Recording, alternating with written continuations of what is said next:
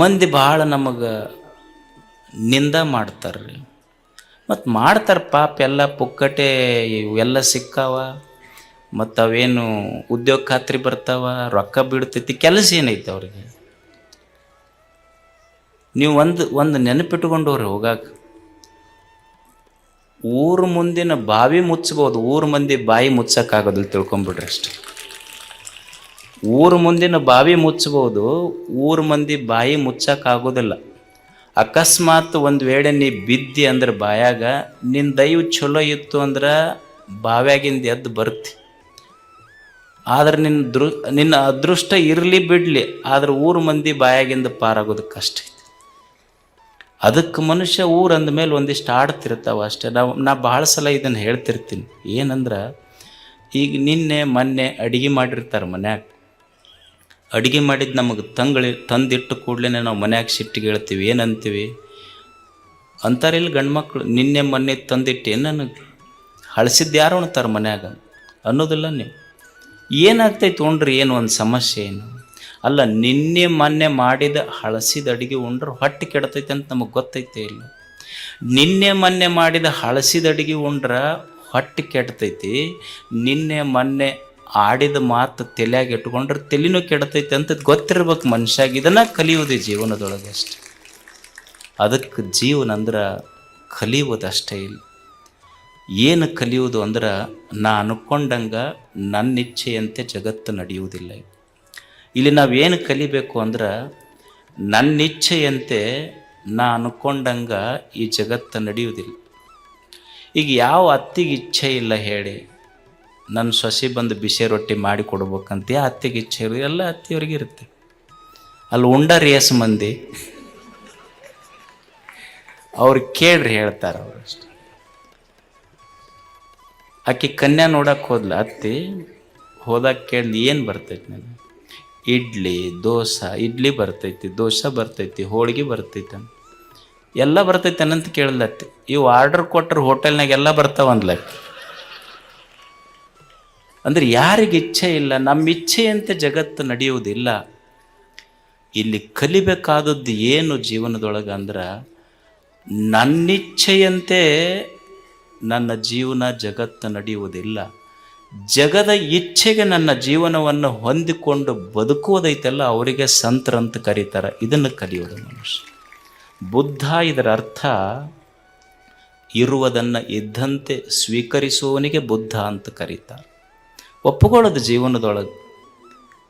ಏನು ವಯಸ್ಸಾದ ಕೂಡಲೇ ಏನಂತೀರಿ ನೀವು? ಏನ್ರಿ ಸ್ವಸ್ಥರು ಮಕ್ಕಳು ಒಟ್ಟು ನಮಗೆ ಸೇರೋದಿಲ್ಲ. ಎಲ್ಲೋ ನಮ್ಮ ಹುಡುಗ ಹೇಳ್ತಿದ್ದು ಒಂದು ಆತು, ವಯಸ್ಸಾದ ಮೇಲೆ ಆಗೋದಲ್ಲ. ಏನು ಕಲಿಬೇಕಪ್ಪ ಮುಪ್ಪು ಬಂದ ಮೇಲೆ ಅಂದ್ರೆ, ಮುಪ್ಪು ಬಂದ ಮೇಲೆ ಗಪ್ಪಿರ್ಬೇಕಂತ. ಮುಪ್ಪು ಬಂದ ಮೇಲೆ ಗಪ್ಪಿರ್ಬೇಕು. ಮಗನ ಮಾತಾಡಿಸ್ಬೇಕಾದ್ರೆ ಸೊಸಿ ಮಾರಿ ನೋಡ್ಬೇಕು. ನನ್ನ ರೊಕ್ಕ ಎಣಸಕ್ಕೆ ನಾನಾ ಕಳ್ಳಾಗಬೇಕು. ಶಟ್ಕೊಂಡು ಊಟ ಬಿಟ್ಟರೆ ಹೆಂಡತಿ ರಂಭಿಸ್ತಾಳ ಅನ್ನೋದು ತಲೆಯಾಗಿಂದ ಬಿಟ್ಟಿರಬೇಕು. ಮುಪ್ಪು ಬಂದ ಮೇಲೆ ಗಪ್ಪಿರ್ಬೇಕಂತ ಇಷ್ಟು ಕಲಿಬೇಕು ಮನುಷ್ಯ. ಕಲಿಯುವುದಿಲ್ಲ ಅಷ್ಟೇ ಜೀವನದೊಳಗೆ. ಅದಕ್ಕೆ ಜೀವನ ಇದ್ದಂತೆ ಸ್ವೀಕರಿಸುವವನಿಗೆ ಸಂತ ಅಂತ ಕರೀತಾರೆ, ಜ್ಞಾನಿ ಅಂತ ಕರೀತಾರೆ. ಯಾಕಂದ್ರೆ ನಾನೇನು ಬಯಸ್ತೀನಲ್ಲ, ನಾನಿರುವುದು ವರ್ತಮಾನದಲ್ಲಿ, ನನ್ನ ಬಯಕೆಗಳಿರುವುದು ಭವಿಷ್ಯತ್ತಿನಲ್ಲಿ. ಅಂದ್ರೆ there is a difference, gap.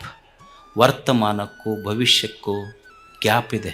ಅದಕ್ಕೆ ವರ್ತಮಾನದೊಳಗೆ ಏನು ಸಿಗುತ್ತದೆ, ನಿನ್ನೆ ಸತ್ತು ಹೋಗಿದೆ.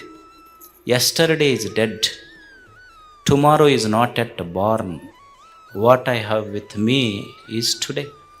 ಇವತ್ತು ನನ್ನ ಕೈಯಾಗ ದೇವರು ಕೊಟ್ಟಾನಲ್ಲ, ಈ ಕ್ಷಣವನ್ನು ಅನುಭವಿಸುವುದಷ್ಟೇ, ಸಂತೋಷ ಪಡೋದು. ಇರುವುದನ್ನು ಇದ್ದಂತೆ ಸ್ವೀಕರಿಸುವುದು. ದೇವರು ನಮಗೇನು ಕೊಟ್ಟಾನ ಅದನ್ನು ನೋಡಿ ಸಂತೋಷ ಪಡಬೇಕು. ಅದು ಜೀವನ.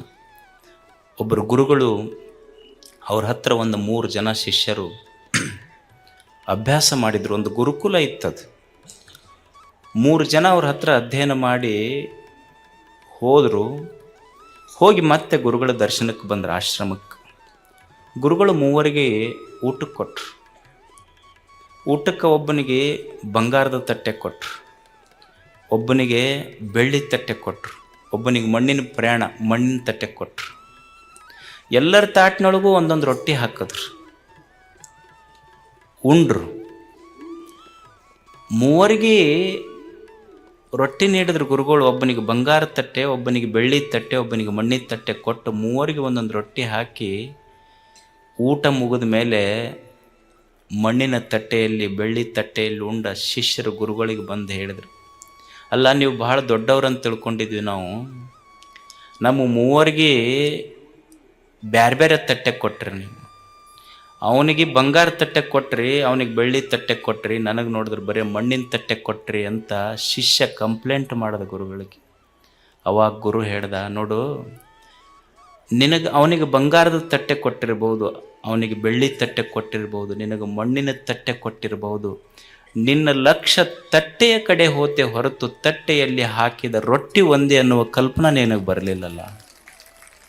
ಜೀವನದೊಳಗೆ ಒಬ್ಬ ಹೆಚ್ಚಿರ್ಬೋದು, ಒಬ್ಬರಿಗೆ ಕಡಿಮೆ ಇರ್ಬೋದು, ಒಬ್ಬ ಶ್ರೀಮಂತ ಇರ್ಬೋದು, ಒಬ್ಬ ಬಡವಿರ್ಬೋದು, ಒಬ್ಬ ಸುಂದರ ಇರ್ಬೋದು, ಒಬ್ಬ ಕಪ್ಪಿರ್ಬೋದು. ಆದರೆ ದೇವರು ನಮ್ಮ ತಟ್ಟೆಯಲ್ಲಿ ಸುಂದರವಾದ ಜೀವನವನ್ನು ಹಾಕಿದ್ದಾನೆ.